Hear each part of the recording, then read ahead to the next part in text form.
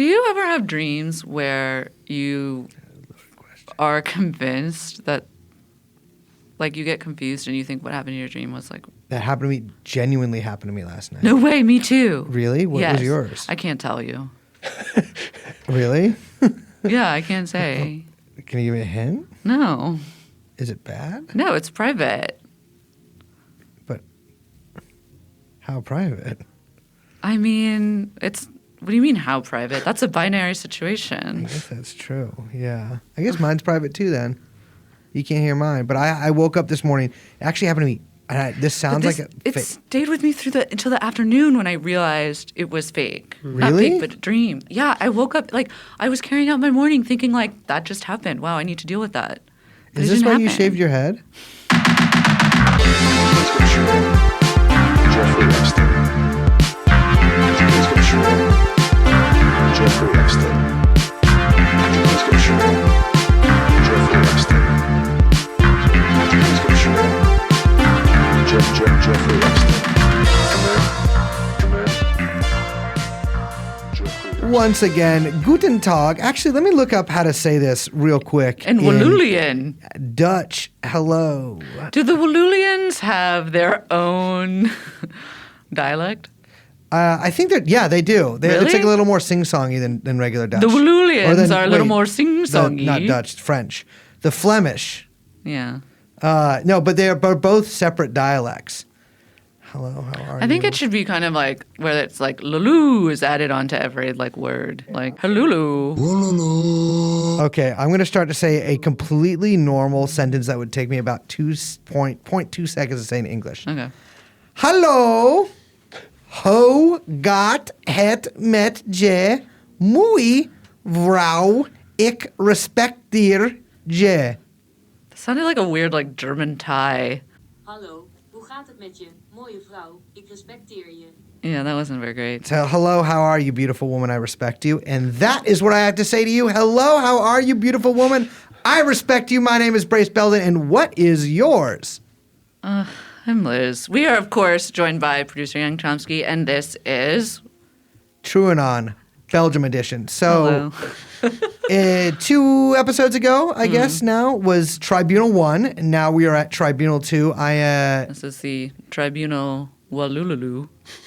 Yeah, Walloony and Boogaloo.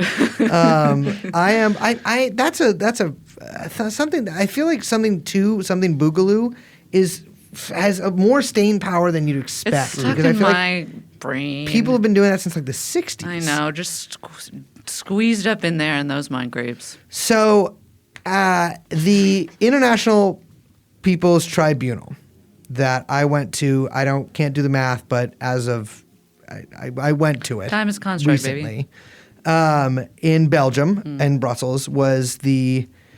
I mean, just listen to the previous episode. I don't know if you want the full background on it, but And some of our feelings on the Dutch. and on the Dutch. But the result is out. The preliminary result is out now. It came out a couple days after the trial happened, and you will be shocked to find out that Bong Marcos, Rodrigo Duterte, and Joe Biden have all been found guilty as motherfucking charged. Yeah, color me surprised.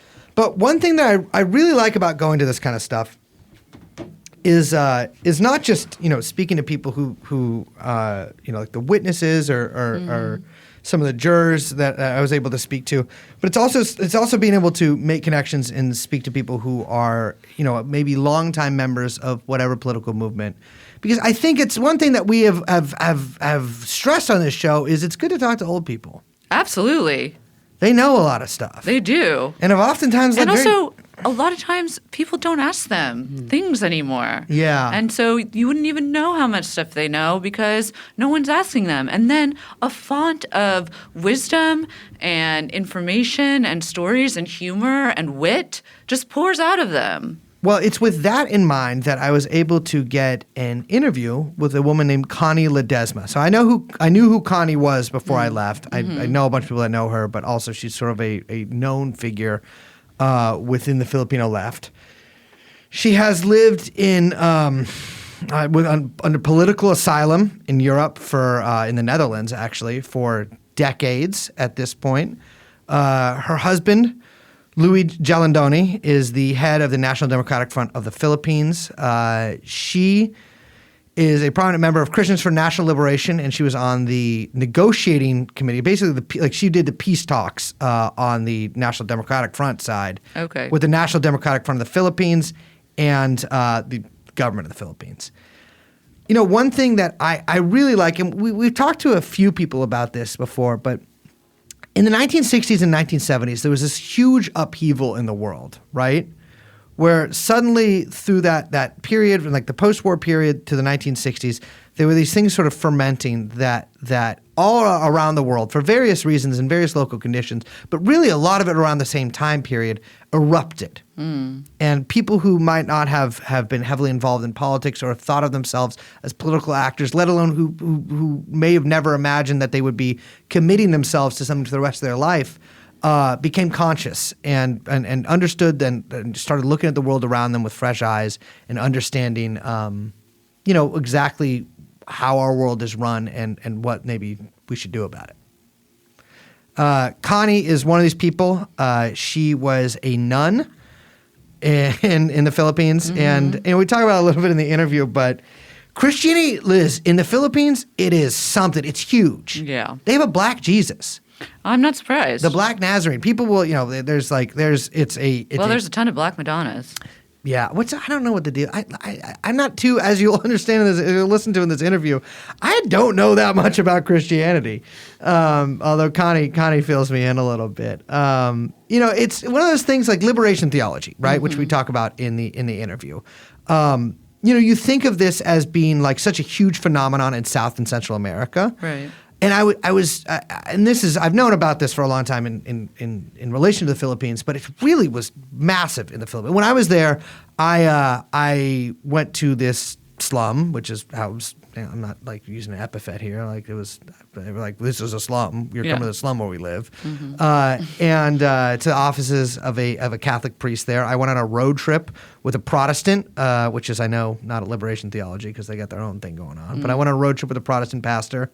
Christianity there is like very enmeshed in political life, and in contrast to a lot of countries, very enmeshed on the left of political life, even today. It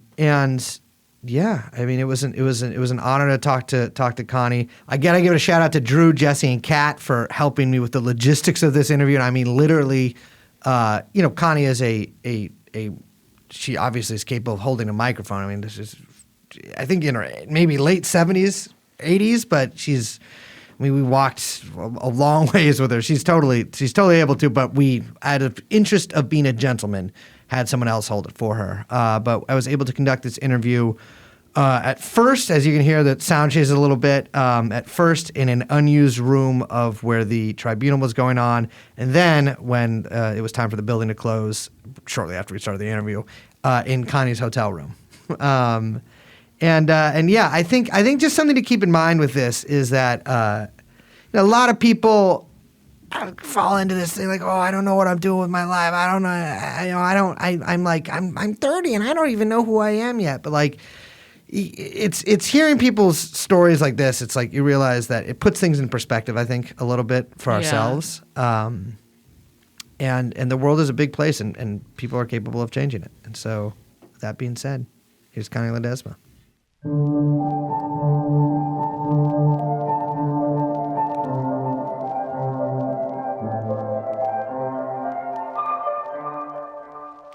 First of all, thank you so much for stealing away and talking to me a little bit. I know you also just got into town, but you live... I don't live far. Yeah, you also live in Western Europe. It was a 3-hour drive, so... Well, that's an 8-hour plane ride, so not too different. Yeah, okay. I wanted to ask a bit about your early life, because I know that you joined the nunhood, which is, I don't really know exactly the correct term for it, but as a Jew, I think of it as the nunhood, like the priesthood. Yeah. I just want to know what led you to that point in life. Yeah, okay. What led me to that? This was in the way before any of you were born. This was in the 1950s, I think. No, 60s. late 50s, when I decided, I finished college, and I didn't want to just live like everyone else, that after college, then you look for a boyfriend, then you get married, and you settle down, and you have children. And I didn't want to do that. I wanted to do something more in my life. And I felt that it was the convent where I could do something. I could live a life that was not for myself. And because in those days, there was no activism yet. Remember, in the Philippines, activism started in the late 60s. So this was a decade before that. So, and I liked the idea of helping others. And the congregation I chose was not a teaching congregation. It was working with girls who had social problems. And I found that was meaningful. So I joined the convent there. How did you like being a nun? I liked it. And I learned a lot, and it shaped my life. And I learned to live not for myself. Yeah. That makes And sense. then in the early 70s, when the demonstrations started happening in the Philippines, it also, it really got me interested. And it made me start asking, what's this all about? Yeah. I mean, you say that there wasn't a lot of activism in the late 50s, early 1960s. I know that there had been, obviously, in the birth of the modern Philippines, and then in the aftermath of World War II, it seemed like there was a great move to depoliticize parts of the population from the government. Yeah. Particularly people who might believe in more radical politics. Yes. And so when you came into this, was there this milieu or this fervent of politicized? I don't know how to describe it. Maybe I'm a little too Jewish for this, but a Catholic church that had politics behind it. I know that the 1960s were really big for the Catholic Church. Yes, it was. And maybe that's why I also got politicized. Mm-hmm. But in the late 50s and early 70s, there was still no real political activities, I think. Yeah. Remember, this was also the stage when Jose Maria Sison was also getting politicized. Mm-hmm. He was also reading Marxism-Leninism. He had traveled to Indonesia to learn more. So there was, in that sense, the political scene was really quiet. On the side of the church, you had Pope John the 23rd, who called for the church to go out to the people. And this was radical, because the church was used to the people going to the church, not the church going to the people. And what was the place of the Catholic Church in the Philippines at that time? As like every other Catholic church, the whole world. Just a church. It didn't have the kind of politicalization and active politicalization that you have today. But I think it started out with Pope John calling on the church people to go out to the people. And you see, then we started going out and meeting the families of students, priests started getting involved with peasants fighting for their land. In Negros, it was fighting for the rights of sugar workers. This was very politicalizing. Suddenly, you see the reality of the Philippine situation, which before was not that obvious. And I'm speaking in terms of the church, because of course they knew there's the poor and all, but to see the struggling, that people were struggling, there were actually struggles of peasants, of farm workers, of sugar workers, but the church wasn't going to them. When the church went to them, then the church people, their eyes opened. And so suddenly this awareness started to happen. And then also around this time when this among, it's not everyone, but it was among those who went out, there were then the demonstrations happening in the Philippines, and there were police brutality, and then there were bigger demonstrations. And then more progressive magazines would write about the history of the Philippines from what you read now in the PSR, in the Philippine Society and Revolution. They had read that and they were interpreting Philippines in a new light. Philippine history before was written from the eyes of the conqueror. Those who rebelled, there were more than 200 rebellions against Spain, but they were called bandits. They were called they were not give. And we studied this in history. You've also been called a bandit probably once or twice in your life too. Yeah. So anyway, these were the terms. So it's like suddenly there was an awakening, a political awakening, and it happened. And also, you see, around Kabataang Makabayan, the youth organization was founded in, I think, the late 60s. And they became politicalized because they were in the national capital region. But during summer, they would go to the provinces and they would start politicalizing the young people there. So this became a whole it developed into a national movement. And so people who were also beginning to get involved, this reached our ears, and it made us ask questions, and it made us, it made us want to do more. What was your first, experiences when you were becoming politicized? You talk about the plight of the sugar workers. Yeah.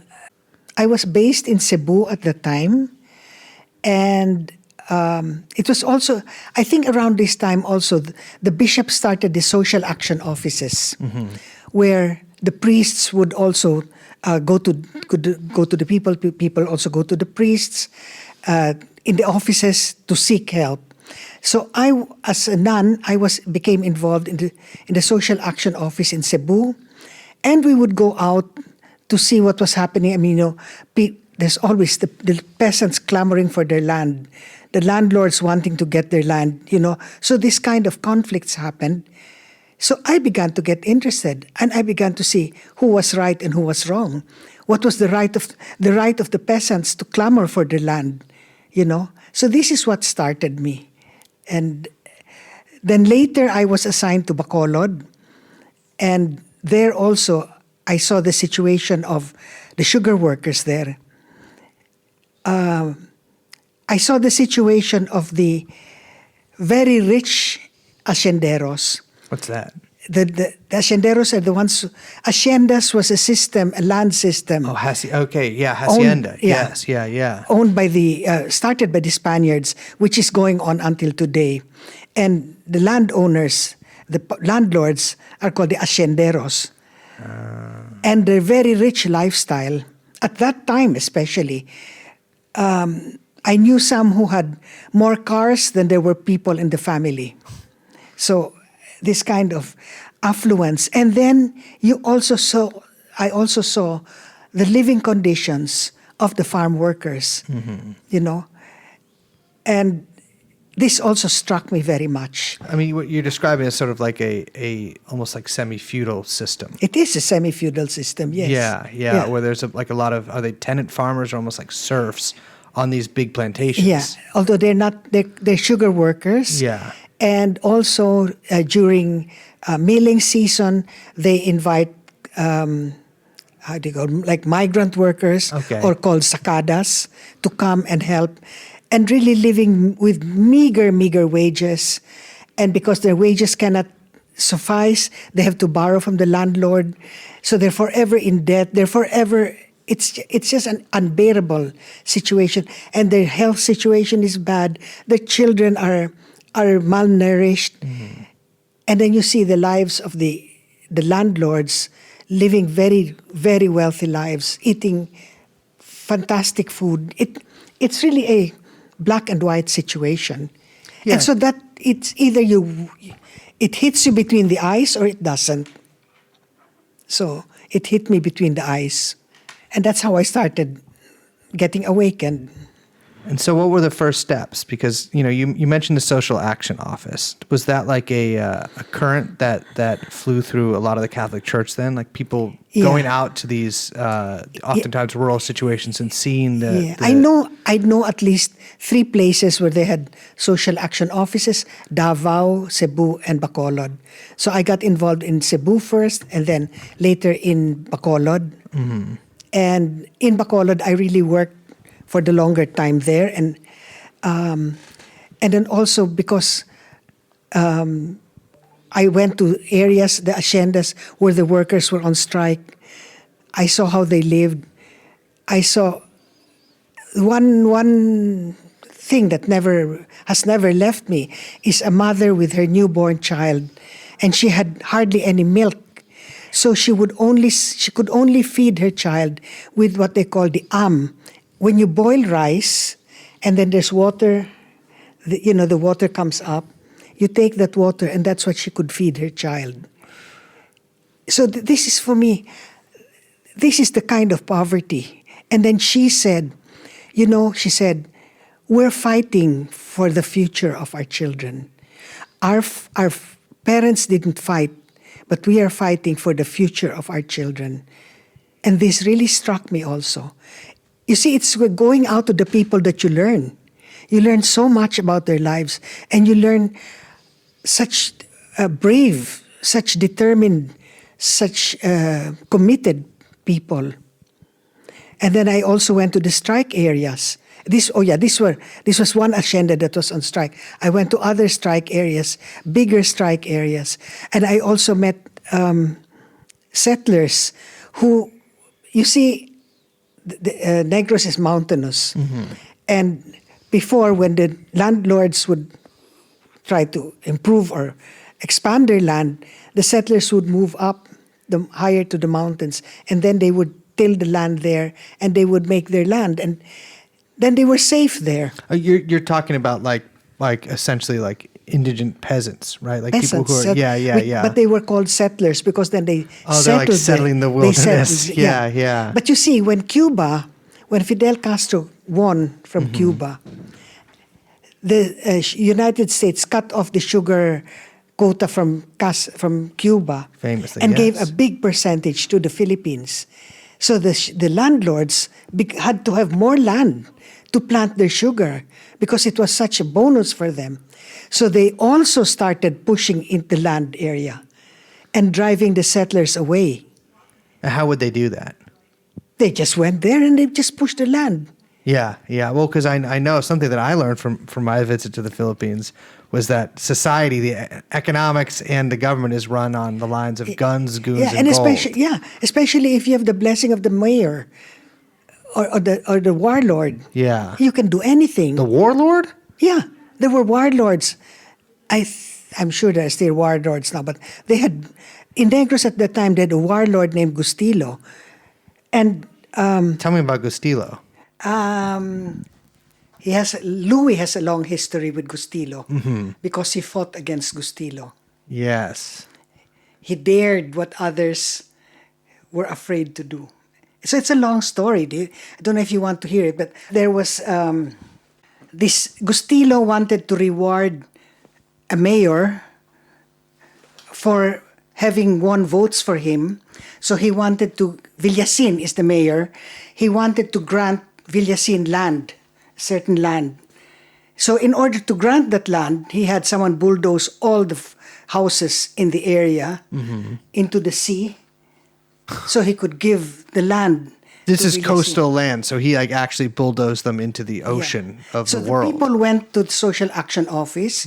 Louis was head of the Social Action Office before, and Louis had a case against him. And you don't fight a warlord because he can kill you. Hence the name. Yeah. So anyway, they brought the settlers from that land, and they had been tilling the land for ages. They brought them and they housed them first in the seminary because Louis was still a priest at that time. And then they brought the case to court. I'm not sure of the whole story. But anyway, the bishop tried to mediate, and they had a conference, a meeting with Gustilo. And At a certain point, Louis was so angry at the injustice that he banged his hand on the table, and right away all the guns are cracked, Really? ready to shoot him. And Louis, who we'll get to Louis in a second too, but Louis is he wearing like his priest? I don't know. A little I get-up didn't then? know him then, but Yeah. he knew, they knew he was a priest. He was with the bishop. Yeah. But he dared fight. And eventually, they lost the case, but he helped get some of those residents to work in other farms. He was able to help them. So for those who may be listening who aren't really familiar with the situation in the Philippines, you mentioned a lot of the haciendas and the landlords and the warlords. What is the system out there for these peasants? Because there's a lot. If anybody who pays attention to politics in the Philippines hears a lot about peasants, and I think for a lot of Americans, maybe that they think of some castle in the Middle Ages here. What is a peasant in the Philippines? Yeah, and also for example, if I say peasant in Holland, for example, you don't say peasant, you say farmers, and they're richer than other. I mean, they have government subsidy, they have cattle, they have whatever. But in the Philippines, you see, we describe the Philippines as a semi-colonial, semi-feudal society. Semi-colonial because we are supposed to have our independence, and it was supposed to be given by the United States in 1946. But the independence came with the fact that before independence was given, the United States made sure that it had control of the economics, the politics, the culture, and the military in the Philippines. So it's not really independent. Yeah. It's not colonial because we are no longer a colony, but we are a semi-colony because we are so governed or ruled or dominated by U.S. imperialism. And then why do we say semi-feudal? It's because in the Philippines, the peasants are at about 75% of the population in the Philippines are peasants. Wow. But a large majority do not own their land. So they have to work for the landlord. And when they work for very meager prices. For example, they have to plant, they get their crops. And then when the crops and the harvest comes, most of the time, they give 70% to the landlord who did nothing, and they get only 30%. So it's a very unequal situation, and it's still feudal customs that prevail, and that's why we call it semi-feudalism. So the peasants there are very poor people. The most don't own their land. They have to till, and they have to. It's their means of livelihood. They get paid for what they work on, the land. And sometimes, in order to earn more money, not only the man works, but the wife works, the children work. They're all working so that they're able to have a bigger, do more work in one day. And only the man is paid for all that work, which the whole family does. So it's a very unjust, exploitative system. But they are also becoming aware of the situation, and they are also organizing and learning to stand up and fight. And there is also the New People's Army that is also in the countrysides with them, because the peasants are in the countrysides. And with the help of the New People's Army, they can now negotiate with the landlords. And in many cases, the percentage of what they get from their produce, sometimes it is 50-50. 50% for them, 50% for the landlords. There are even cases when they get 70% and the landlord gets 30%. And this is, of course, after years of being organized, of being politicalized, and having their political strength to bargain with the landlord. But back in the 1960s and 1970s, when you were getting involved in this, it was not like that Not whatsoever. At all. No, not at all. And so, I mean, that must have been, difficult to see, because you're working in this sort of liberation theology inflected social Catholicism that's happening out in the Philippines at this time. But you run up against all of these very entrenched interests, right? Like these landlords, the warlords, because these people. I mean, we've talked about this on our show before, but I mean, I think it's worth mentioning how entrenched, especially a lot of very rich families are in the Philippines, and how much runs on this, what I think of as like a cousin network of everyone's, your cousins with the mayor, who's cousins with the police chief. And it seems like throughout this period, people, like a lot of young people like yourself, were thinking like, well, what can we do to actually change this stuff? Because it seems like the actual routes for changing things, especially at that period in the Philippines in the 1960s, 1970s, there were very few avenues for political change. Yes, but then you see what happened was the National Democratic Movement started in the late 60s with the reestablishment of the Communist Party of the Philippines. And that has made a big change in Philippine history. And you see what the Communist Party did is they analyzed Philippine society. And they gave a program of what should be done to change and to improve the Philippines. And many people who who studied this became aware of what was happening and started to believe in and follow these principles. Many became members of the Communist Party. Not everyone did, but many people did follow. And it has made a big change in the Philippines. That you have now, for example, in the areas in the mountains, in the guerrilla fronts, you have thousands of people, hundreds and thousands of people who are now building their own lives, building the lives in a democratic way, fighting the exploitation and oppression, building a new Philippines. That's happening now. It didn't happen in the 60s. But eventually, you ceased being a nun. I'm not really sure how to phrase that. You left the convent. What did that look? Because you mentioned that many of your peers within the church, including Louis, who I think we should probably get to, were becoming more politically awakened, and we're learning about a new way to sort of see things. And you mentioned with the refoundation of the Communist Party in the late 1960s. This was something that was also getting over to you. And so, when you met Louis, your husband, you met on a political level? Was there a lot of people leaving the church to sort of join this new democratic movement? Actually, a lot of people didn't leave the church. Let me see what circumstances. For me, I began to see more and more that I preferred to do the work with the workers, with the sugar workers, without being a nun.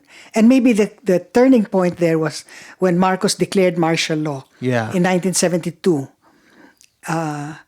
And the activists started going into hiding. I knew where everyone was. And how could I continue being a nun? Yeah. That was for me. That was the turning point for me. But maybe I should tell you something about also like for the religious. Yeah. Because what was going on in Negros wasn't only in Negros that it was going on.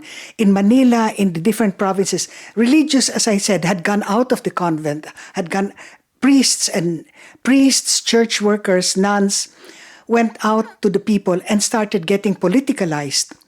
And in Manila and also in Negros, we began discussing among ourselves, the priests and nuns. We would meet, let's say once a month, just to talk about where we were we going, what was happening to us. Because these were new experiences. And then after a while, and actually this was led by Louis. Really? He was the one who was calling the meetings.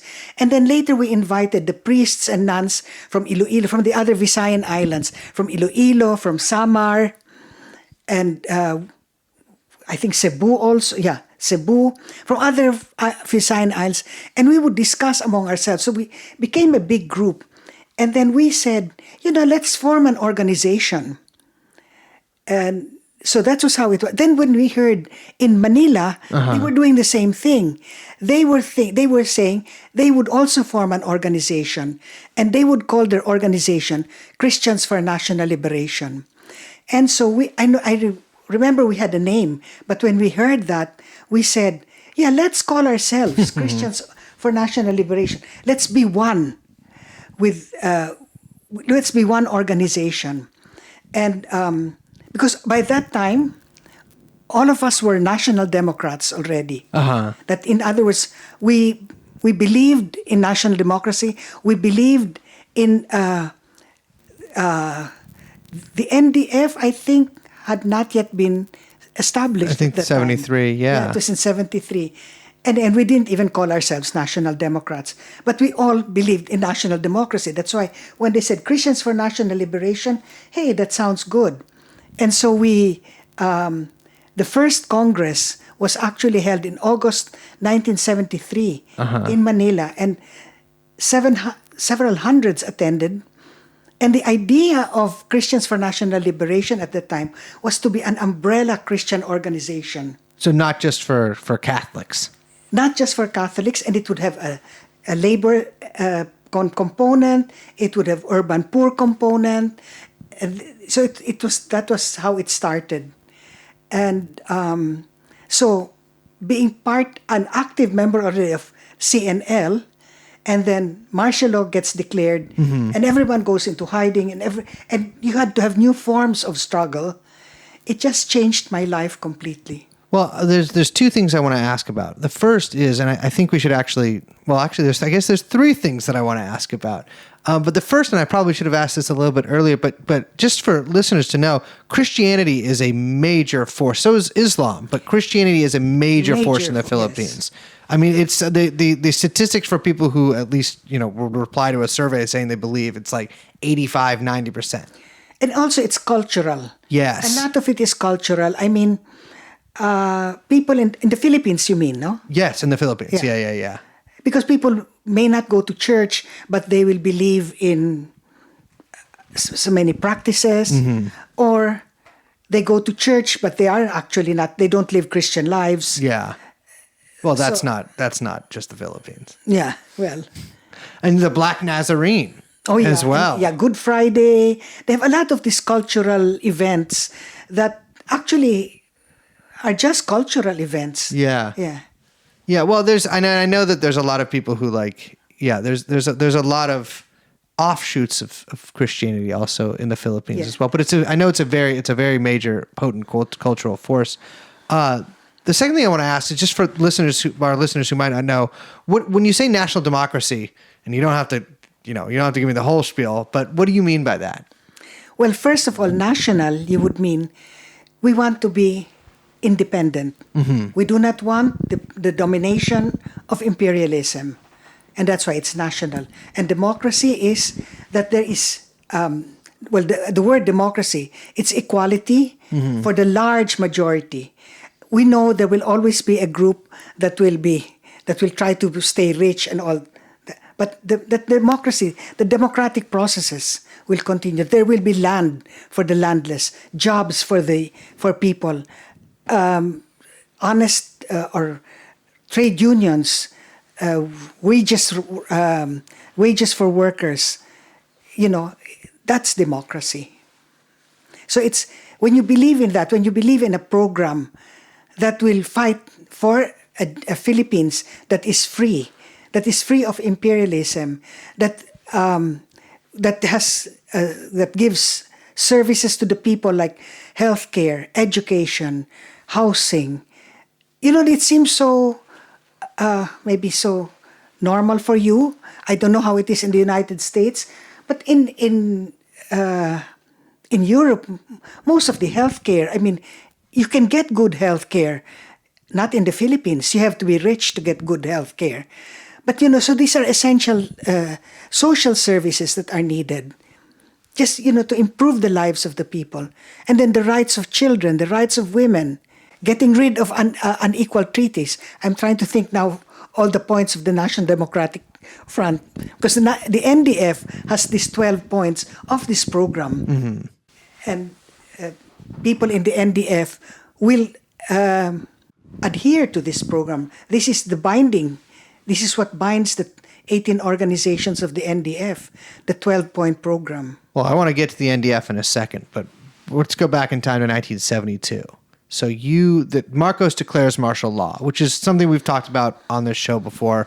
We had an interview with Bonnie Ilagan, who talked at length about his experience in that, but I think in general also the milieu. But there was a series of false flag terror attacks that carried out by the Marcos government, which he used as a pretext to declare martial law. And specifically to declare martial law with the aim of suppressing the very quickly growing communist and national democratic movement. That's what he used as an excuse. Of course, yes. Because he wanted to stay in power. Mm-hmm. Well, that was definitely a very great bonus of it. Did you go into hiding in 72? Yes. What was that like?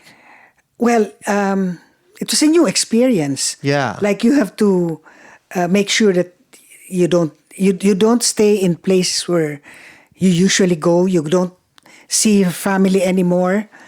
And well, it took time in the beginning, because suddenly, the funny thing is, we were preparing. We were kept saying, what shall we do if Marcos declares martial law? We had sessions on that. Yeah. And then we would plan. I can't remember a single plan that we made because when it happened, we were so shocked that he did declare martial law. And then suddenly, what do we do now? And it's interesting, just as a historical footnote too. When the original Communist Party of the Philippines, the one that was founded in 1930, when that was basically destroyed over successive times. It was destroyed in 1931, and then destroyed in World War II, and then destroyed after World War II. Each one of those times was also because they were caught unprepared, and it's really, I think, because of the nature of the refounded Communist Party and of a lot of the organizations that were sort of component members of what became the NDF that didn't happen again. But it's just us in Negros, because I know that so many other people way before martial law had already gone underground. Yeah. They had prepared for it. But for us, we were so innocent then, we thought it would never happen. Yeah. I'll tell you a story, because as I said, we had members from different Visayan islands come and became CNL members. And one of them I met years later. And when martial was declared, we heard he went up to the mountains. So when I met him later, he had gone down by that time. I said, "Why did you go up to the mountains?" And he said, "Don't you remember? That's what we planned. That if martial law You forgot the plan. If martial law would be declared, we would go up to the mountains." So he said he found a gun and he went up to the mountains. And all of us forgot what to do. Were you at this point, not to pry into your personal life, but were you and Louis had begun your romance? We had a relationship already at that time. Because for listeners who don't know, and I don't want to embarrass you, especially as we're a guest in your room, but you have a very famous, one of the great loves of the Philippines is you and your husband, who you must admit it's a rather romantic tale. The former nun and the leaving the nunhood or whatever, the convent, leaving the priesthood and getting married and becoming sort of I guess you could say actually at this point immediately an outlaw couple. Is it easy to navigate sort of a newfound romance while you're both on the run from the government? I don't know how to answer that. That's fair enough. We just did what we did. Yeah. At that time you don't think anymore. Yeah. And you just do it. Great advice to anyone listening, by the way. So eventually, in 1973, I believe the National Democratic Front of the Philippines begins, and CNL is one of the constituent parties that is the beginning of that. What was the aim of starting the NDF, bringing all these different groups together, and what kind of groups were initially involved in it? As far as I know, it was CNL, Makibaka, the women's organization, KM, the youth organization, of course, the Communist Party, the New People's Army. There was also a trade union organization. There was a cultural organization. I think there was the teachers and the health. I think. Yeah. And it was, it was to have as many in a front is to unite different sectors to fight the dictatorship and to work for a national democratic society in the Philippines. So these were all different groups who were united under the Yeah. leadership of the Communist Party to And also those who wanted to do something. It was yeah.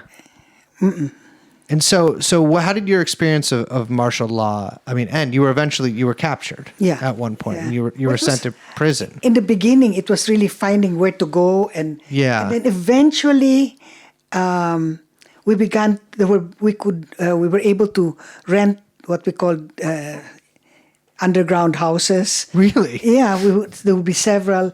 And then also during that time, when the first young people went up to the mountains to start the NPA.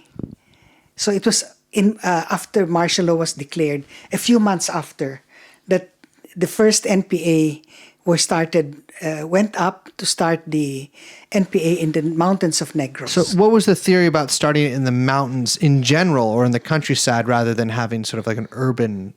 We have the most population there, and they're the most exploited and they're most oppressed. Mm-hmm. And that's what happened when the first NPA of the young men went up there, and they had called together the people, and they were explaining what was happening to martial law. They were explaining things, and suddenly the people asked, "Can you tell us who you are?" Mm-hmm. And so they said, "Okay, we will tell you. We are the New People's Army." And a woman embraced them and said, "We have conceived of you for the longest time." You can see how people have waited for them because they know that these are the people that will help to liberate them. For yourself, as I said, you were eventually captured. Yeah. And could you share your experience and what happened with that? Yes, we were captured. The whole long story, how come we got eventually captured. There were 4 of us who were captured, a husband and wife, and Louis and myself, the 4 of us. And we were captured in Bacolod, and then after a while transferred with all the political prisoners in Bacolod to Cebu. What were you charged with? No charges. No, they don't charge. Oh, there's no charge. They No, just they just keep arrested you. you. And it's the military, the police? Yeah, it was the police. No, it was the military. Okay, yeah. I guess No, and martial the law. funny thing is we had no charge. We were released, and then we were charged in court. Really? Yeah. And yeah, anyway, that's a long story, another story. But anyway, then we went to Cebu, and then we were brought to Manila. And Louis was put in the Youth Rehabilitation Center, and I was put in the IPIL. What was the EPIL? It was a bigger prison. Youth were all men. IPIL had women and men. And it was there. It's where I met a lot of activists, especially Manila activists, and also from the provinces, because then they would get several political prisoners from the provinces and put them in Manila.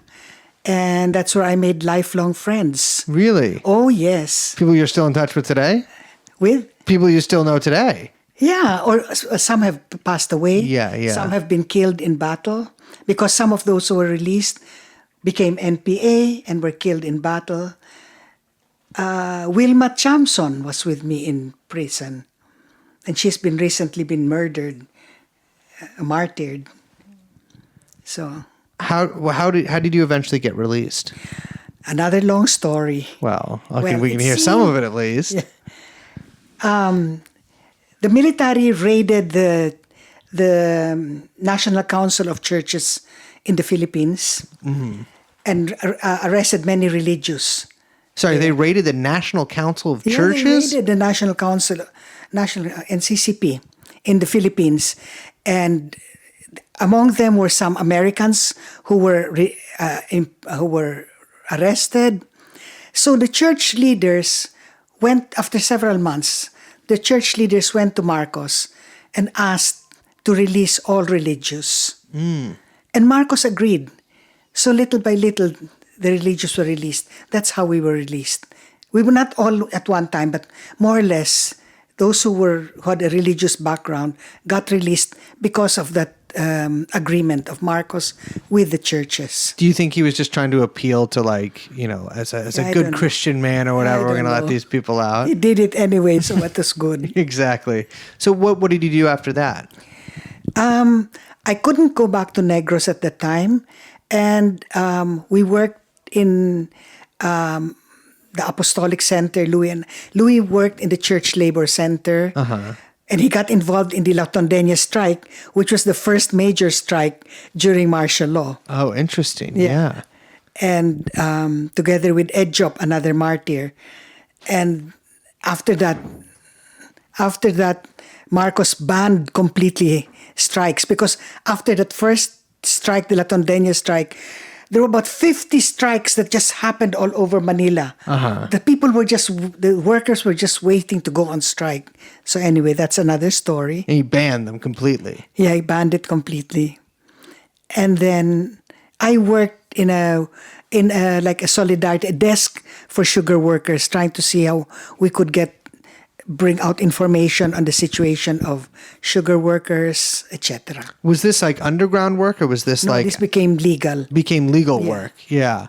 But it was still, I understand that it was still like a pretty heavy atmosphere of repression. Yes, yeah. This was still the height of martial law. But you eventually, a few years later, were accepted as a political asylum refugee in the Netherlands. Yes. Can you tell me about the story, how you get from 74 to that? Yeah, because after a while, the NDF asked Louis and myself to leave the country to do international work, to do educational work or inform people what was happening in the Philippines. Because all these tortures, all these disappearances, and all of that was happening, and all the resistance, people the outside didn't know about it.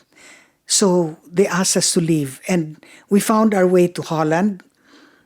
We asked for political asylum and were granted, and that's what we've been doing since. So, yeah, I mean, that's another question I have, because I know you've done quite a lot of international work. In the mid-1970s, that was sort of, there was a milieu of internationalism. Yes. I guess you could say internationally. Famously, there was a lot of support for like Iranian students against the Shah, or like the PLO, or et cetera, et cetera. And ANC. ANC, exactly. Mandela, yeah. How was the Philippines movement, the movement in the Philippines for national democracy, received elsewhere? Were there solidarity organizations? Did you guys forge ties with other parties, non-state actors? What was going on there? Actually, when we came out, there was already a solidarity group in the Netherlands, because these were. You see, in the Netherlands before, they had this practice, something like a Peace Corps. In the United States, they had what they call the Dutch volunteers. And these were Dutch volunteers who worked in the Philippines and then came back. And then when martial law was happening, during the 3rd anniversary of martial law, there was the priests in the Philippines were writing, the priests that they knew outside, do something for martial law, make a commemoration. So they had an activity. And after that, they decided to form a group, and it was called Filipijnen Groep Nederland. That means Philippine Group Netherlands. Filipina is how they say it? Yeah, Filipijner. Filipiner? Filipijnen. That must have been, as an aside, so crazy to move from the Philippines to the Netherlands. That is a big culture shift right there. Yes. But when we came, there was already the Filipijnen Groep Nederland. And they welcomed us. And they helped us find housing. They helped us with our asylum needs and all of that. So that was very important for us, because really, culturally, it was like, my goodness, it was really something. It was really very different. And we were just the two of us. And by that time, we had a child. And so it was 3 of us in this world that, And I assume, I don't want to make too much of an assumption here, but I feel like it's safe that I can assume you did not speak Dutch before living in the Philippines. Not at all. Do you speak Dutch now? I can speak Dutch. That is one of the most impressive things I've ever heard a human being say. I having been adjacent to the Netherlands for 2 days now, I can tell you that it is the most frightening thing I could ever imagine trying to do is to learn Dutch. I remember when I would go walk the streets and I'd see the little children speaking Dutch, and I say, "Wow, they can speak Dutch."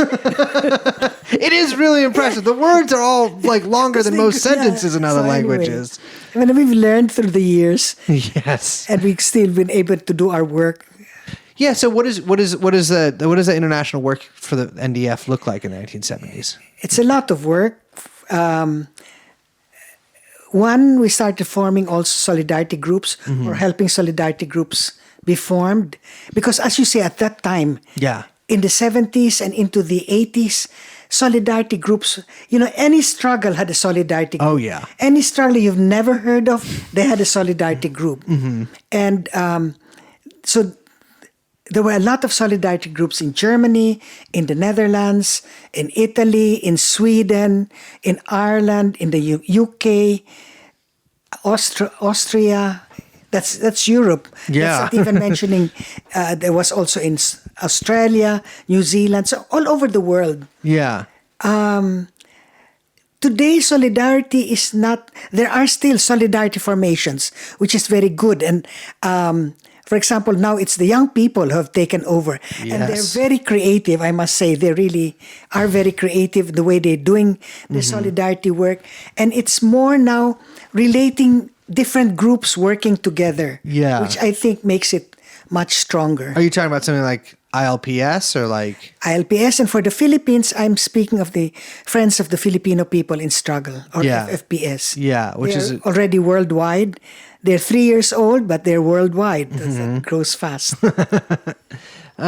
You were also involved in the peace negotiations. Yes. At several points. I still am. You still are. Well, that's something else I wanted to ask about, but I don't know how much you can talk about that.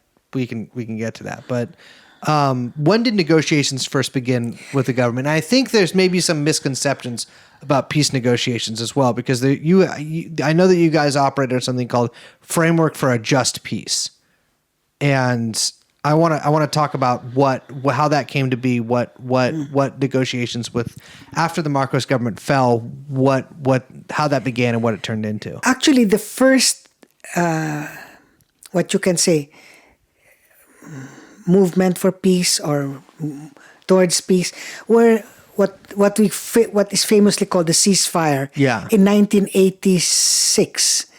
87. This was initiated by the Cory Aquino government, Yeah. and responded to by the National Democratic Front of the Philippines. And there were three negotiators, Satur Ocampo, his wife Bobby Malay, and Antonio Zumel were the three negotiators. And it started out with, let's have a ceasefire, and all over the Philippines was supposed to be ceasefire.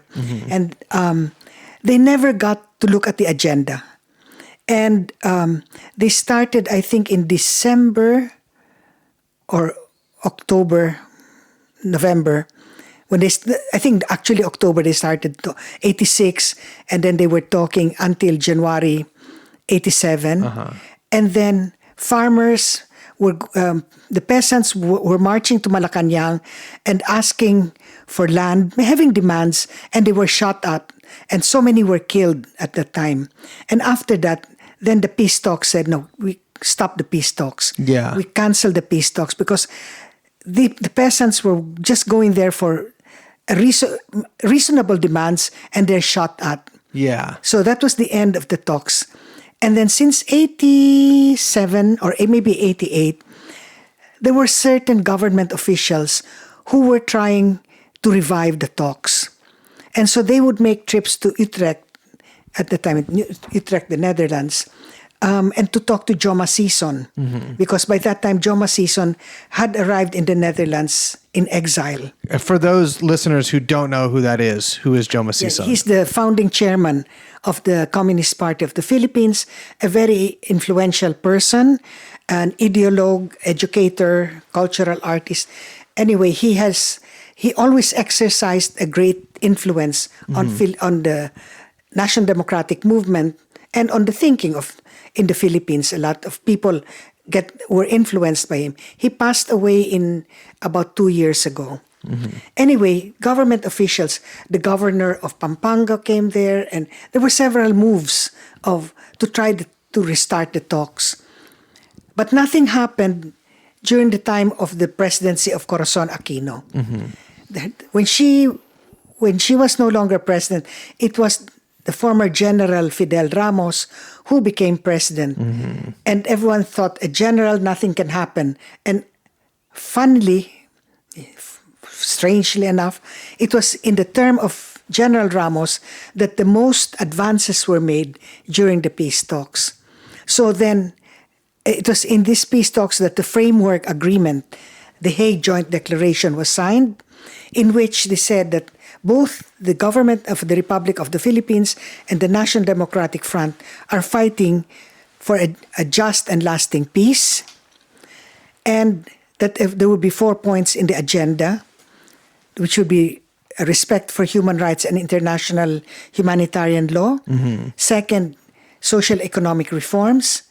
Third, political and constitutional reforms. And then the end of hostilities and disposition of forces. This would be the 4 points in the agenda. So I want to ask about the fourth point a little bit, because I think when a lot of people hear peace talks, they mean essentially like there's an armistice and we are going to surrender, right? But that's not what you guys mean by peace talks. No, because for us, we have to address the roots of the armed conflict. Because if you don't address the roots of the armed conflict, you may lay down your arms, but the problem is still there. People will pick up the arms. Yeah. And so that makes complete sense to me. It's as simple as that.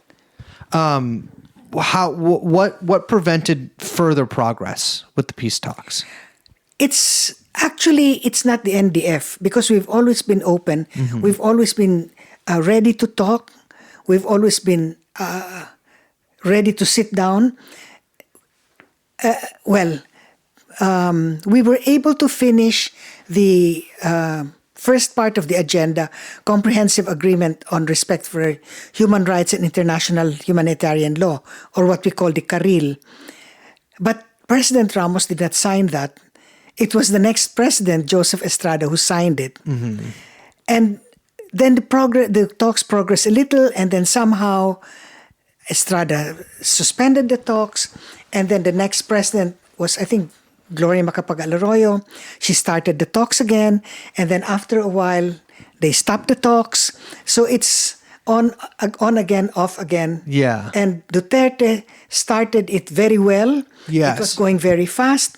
And then suddenly, just really suddenly, he stopped the talks, demanded everybody, the panel, to go home, all the representatives. And until now, until last November, when members of the government and the NDF signed a paper in Oslo that said, we are willing to resume talks. Well, Coni, I want to ask you really quick about Duterte, because you knew him a little bit. And from everything I just, you don't have to go on the record with this or anything, but everyone I know that's ever had any adjacency to Duterte said he was a mercurial figure at best and was prone to rapid shifts in moods and action, I guess you could say. And this seems kind of in line with that. Yeah. It's a pity because when he came, he had just been elected president. Yeah. He hadn't even been sworn in. He sent a delegation to talk to us to resume peace talks. He referred to you guys as a government at one point. Oh, I didn't realize. Yeah. He referred to you guys as like a rebel government or whatever, which...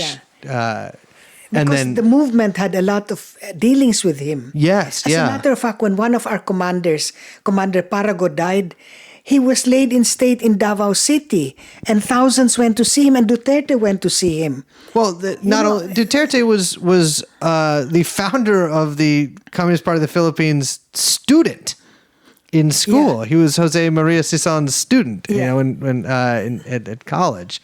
But I think he was seen as like a very, especially after maybe the first few months of his presidency. The first few months, because then suddenly he changed his mind. Exactly. For whatever reason, whether it was the pressure from the military or the pressure from the U.S. Yeah. or whatever but he suddenly turned 180 degrees. Yes, absolutely. Yeah.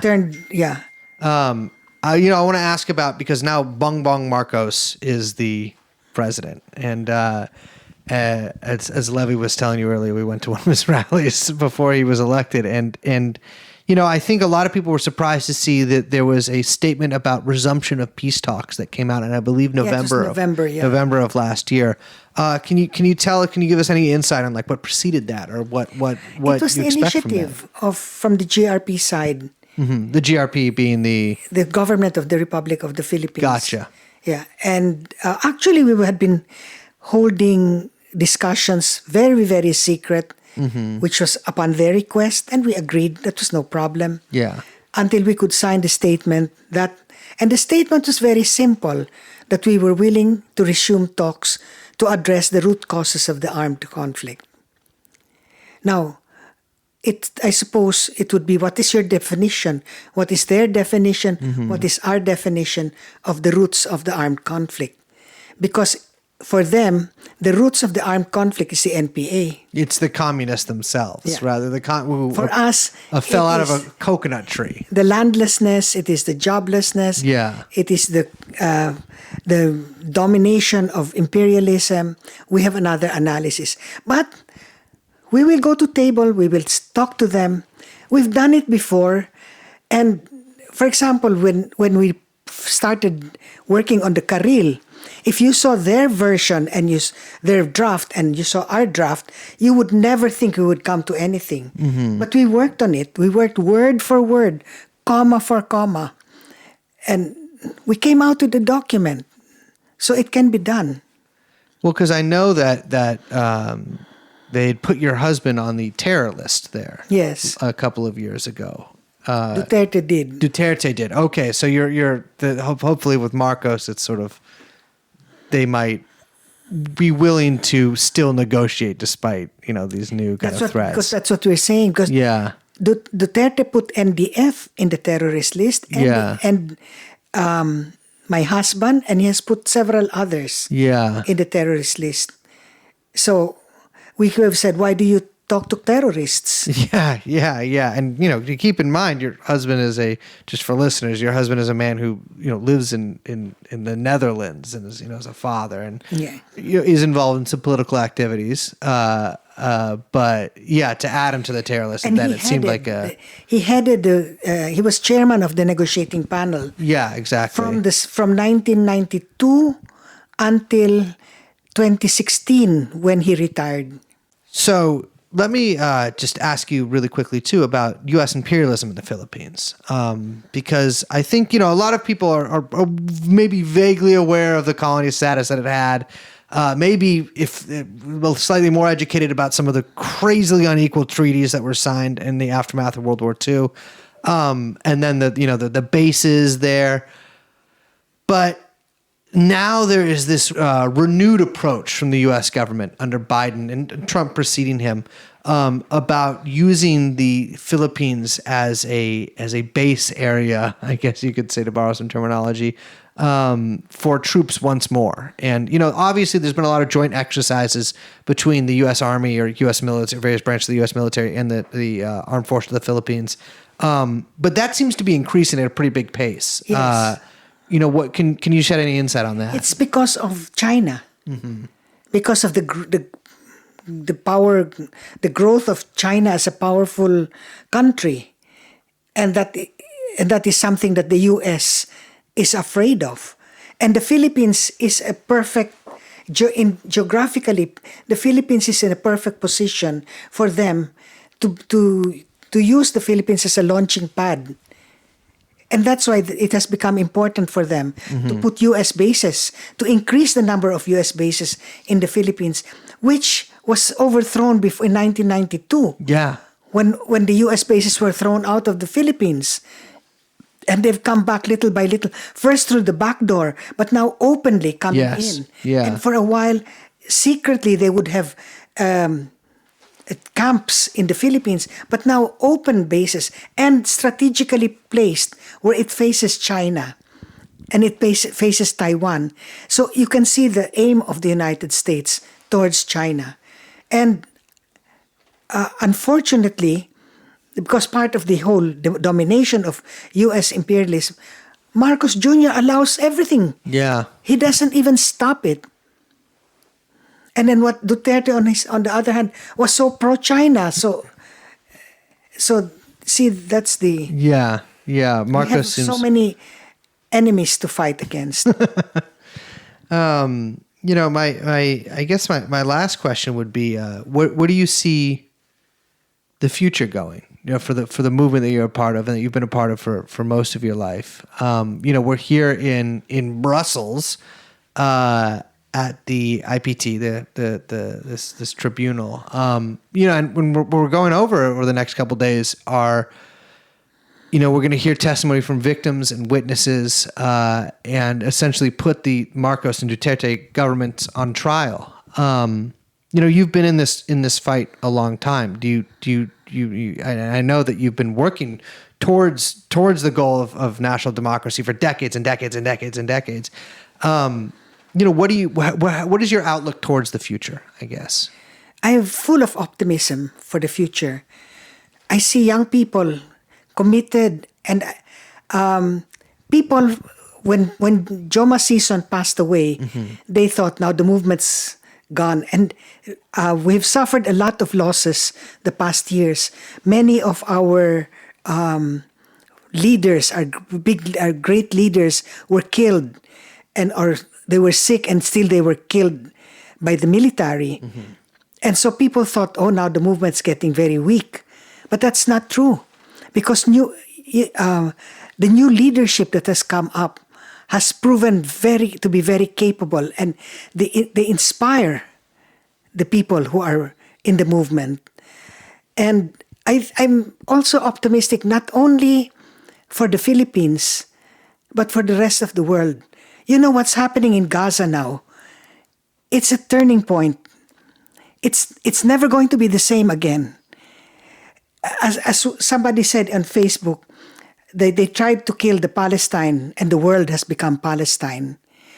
The kind of resistance, the students in the United States, followed by now the students in Europe, in other parts of the world, that's really something. The student movement has been dead for a long time. Oh, yeah. And suddenly it reminds me of the Vietnam War. So we've come to a turning point. So I think I'm very, very optimistic for the world and for the Philippines. And I remember Joma Sison used to say, one more decade and it'll all rise up again, the militants and the activism. And I think he's right. He was saying that several years ago. And he never, of course, thought that this would happen. But it is so many young people today. I'll tell you, in the Netherlands, they don't strike. Or seldom. They're not a political country, not like Belgium, not like France, not like Germany. And now the students are out there in different universities, in at least 5 that I can immediately name. Unbelievable. So for me, I'm full of optimism. Well, Coni, thank you so much for indulging me in this interview. It has been a pleasure. And I will see you for the next few days. Yeah.